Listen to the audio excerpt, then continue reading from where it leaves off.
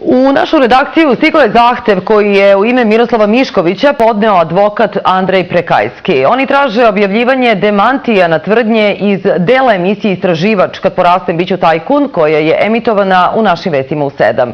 Shodno zakonu o javnom informisanju, demanti prenosimo u celosti. U emisiji Istraživač pred javnosti izneli pretpostavke iz optužnice, koja je zapravo prepisana krivična prijava policije, a osim toga pogrešno ste interpretirali navedene pretpostavke. Niste se obazirali na činjenicu da proces još traje i ove pretpostavke nisu dokazane i predmet su krivičnog postupka koji još nije pravosnažno okončan. Time ste direktno narušili pretpostavku nevinosti i jedan od osnovnih postulata pravne države. I ne samo to, optužnici ste dodali neke sopstvene konstrukcije, zatim pojedine veoma stare izjave, starije od 10 godina, koje su pritom isečene i istrgnute iz konteksta. Emitovali ste izjavu Miroslava Miškovića iz 2004. godine, korupcija je neminovna, koja je grubo izvađena iz konteksta i koja aludira da gospodin Mišković podržava postojanje korupcije. Da li je smišljeno izostavljeno objašnjenje koje on tada dao? Slaba privreda, nizak životni standard, mali lični dohoci, korupcija je neminovna. Mi korupciju možemo da iskorenimo samo onog trenutka kada naša privreda počne dobro da radi. Objavili ste, u optužnici se ne navodi, ali jedna od posljedica ovih špekulacije je da su bez posla ostali radnici u putarskim firmama iz Nimens grupe, njih oko 5000, što je prvorazredna neistina i podmetanje. Također objavili ste, vlasnik Delta Holdinga Miroslav Mišković, njegov sin Marko Mišković. Optuženi su da su zloupotrebom položaja odgovornog lica oštetili putarska preduzeća za 16,95 milijardi dinara, a poreskom utajom budžet Srbije za 472 miliona dinara.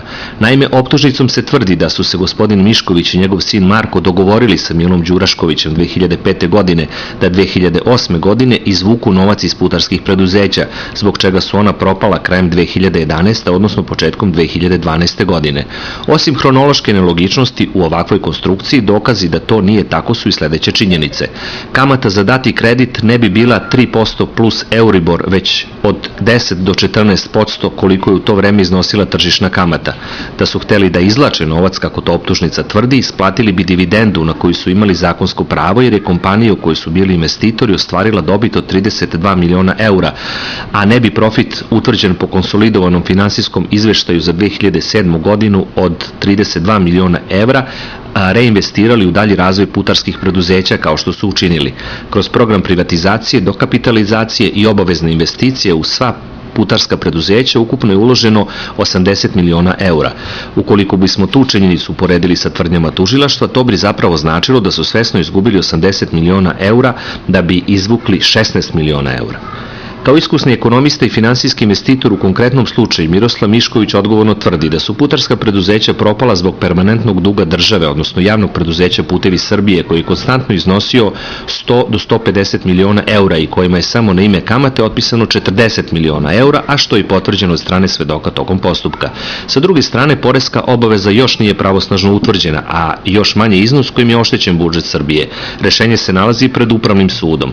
Za to vreme u krivičnom postupku suočeni smo sa nesvakidašnjom situacijom. Sudi se za utaju poreza na transakcijom za koju se tvrdi da je protivpravno stečena korist. Porez se naplaćuje kod zakonito stečene dobiti, a ako je dobit protivpravna, ona se kompletno oduzima i nema naplate poreza. Naravno, porez je plaćen nakon izvršene transakcije, ali na stvarne iznose koji su ostvareni, a ne na projektovane iznose tužilaštva.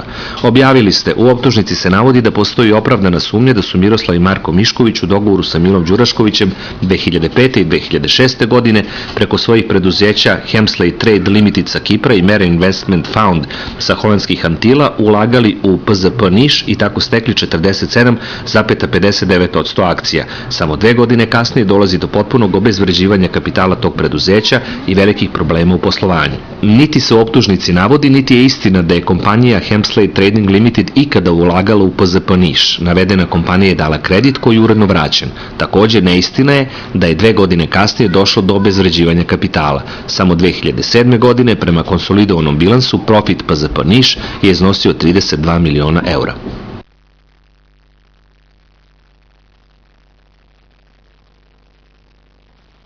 A posle ovakvih tvrdnji oglasila se i Wizard produkcija, čije saopštenje takođe prenosimo u celosti.